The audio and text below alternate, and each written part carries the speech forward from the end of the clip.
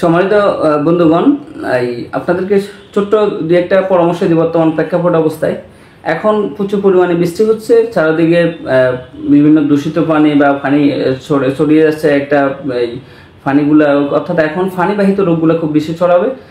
অতএব আমাদেরকে এখন ফানিবাহিত রোগ থেকে খুব বেশি সাবধানতা অবলম্বন করতে হবে। আর এই আমাদেরকে অবশ্যই সচেতন থাকতে হবে। এবং কি আমাদের এখন যেসব রোগগুলো সবসাথে বেশি দেখা দিবে, কারণ এখন গরম পড়তেছে, আবার ঠান্ডা পড়তেছে।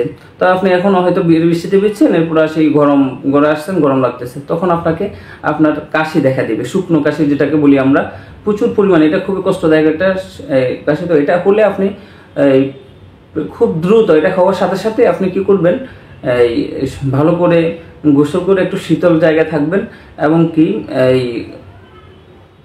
যেন কফ বুকে না জমে, অবশ্যই এটা খেয়াল করতে হবে। ঘাম হলে বুক থেকে ঘাম মুছে ফেলতে হবে। এমনকি বৃষ্টি থেকে যাওয়ার সাথে সাথে আমরা অবশ্যই শরীর মুছে ফেলবো। 1 নম্বর সতর্কতা এটা হলো।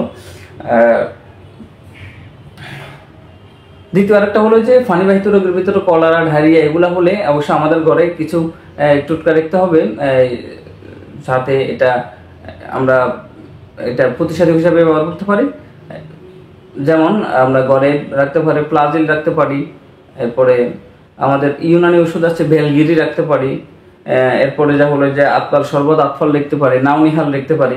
এই ধরনের ওষুধগুলো আমরা ঘরে স্টক রাখতে পারি বাচ্চাদের জন্য, এমনকি বড়দের জন্য রাখতে পারি। যেমন আমরা হারবাজিল রাখতে পারি। তো এই ধরনের ওষুধগুলো অবশ্যই আমরা ঘরে স্টক রাখবো। এর পাশাপাশি যদি আমরা ইউনানি ওষুধ না পাই আমাদের হাতে না গেলে, তাহলে আমরা অ্যালোপ্যাথির ফ্লাজিল রাখতে পারি। এই ফ্লাজেল এবং কি খাওয়ার স্যালাইন, অবশ্যই যখন ডায়রিয়া কলেরা হবে অবশ্যই আপনি খাওয়ার স্যালাইনের উপর রাখবেন যে কোনো রোগীকে, যাতে দুর্বল না হয়। ডিহাইড্রেশন হয়ে গেলে কিন্তু খুবই দুর্বল বা খুব খারাপ দিকে চলে যেতে পারে, জীবনে যেতে পারে।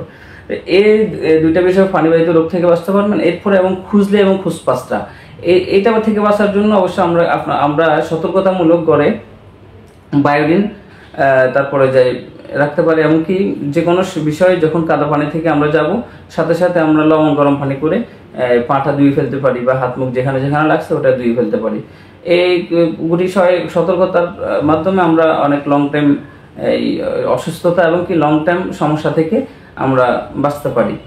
নয়তো দেখা যায় কি অনেকের এই সমস্যা থেকে হালকা বৃষ্টি বা এই ধরনের ভিজা থেকে, নর্দমার কোদা পানি থেকে লাগলে পরে যখন অ্যালার্জি হয়, এটা একজিমা, সোরিয়াসিস পর্যন্ত চলে যায়।